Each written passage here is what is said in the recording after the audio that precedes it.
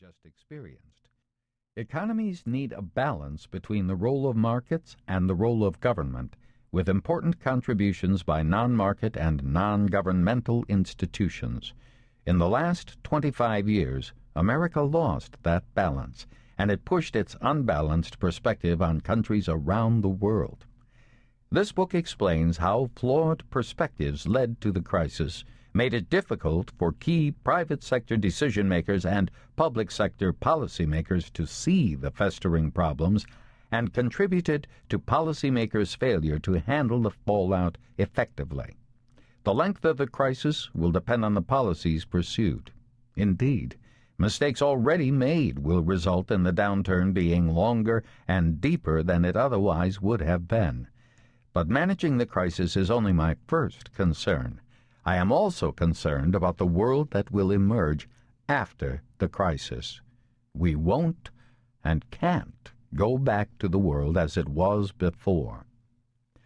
Before the crisis, the United States and the world generally faced many problems, not the least of which was that of adapting to climate change.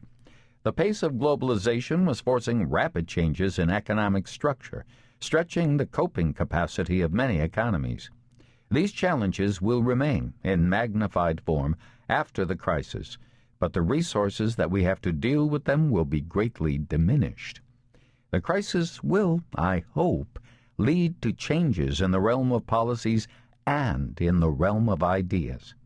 If we make the right decisions, not merely the politically or socially expedient ones, we will not only make another crisis less likely, but perhaps even accelerate the kinds of real innovations that would improve the lives of people around the world. If we make the wrong decisions, we will emerge with a society more divided and an economy more vulnerable to another crisis and less well-equipped to meet the challenges of the 21st century. One of the purposes of this book is to help us understand better the post-crisis global order that eventually will arise, and how what we do today will help shape it, for better or for worse. One might have thought that with the crisis of 2008, the debate over market fundamentalism, the notion that unfettered markets by themselves can ensure economic prosperity and growth, would be over. One might have thought that no one ever again, or at least until memories of this crisis have receded into the distant past, would argue that markets are self-correcting, and that we can rely on the self-interested behavior of market participants to ensure that everything works well. Those who have done well by market fundamentalism offer a different interpretation.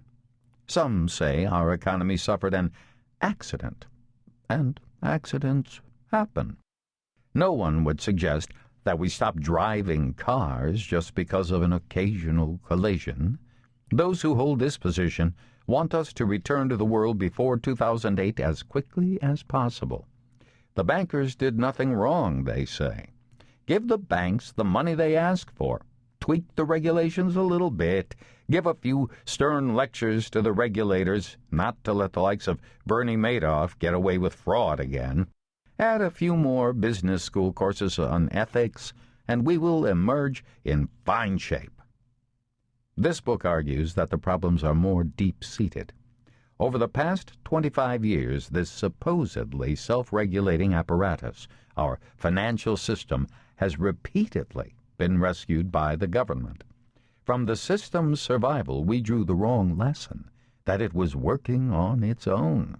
Indeed, our economic system hadn't been working so well for most Americans before the crisis.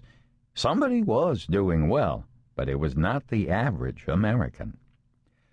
An economist looks at a crisis in the same way a doctor approaches disease pathology. Both learn much about how things work normally by seeing what happens when things are not normal. As I approached the crisis of 2008, I felt I had a distinct advantage over other observers. I was, in a sense, a crisis veteran, a crisologist. This was not the first major crisis in recent years. Crises in developing countries have occurred with an alarming regularity.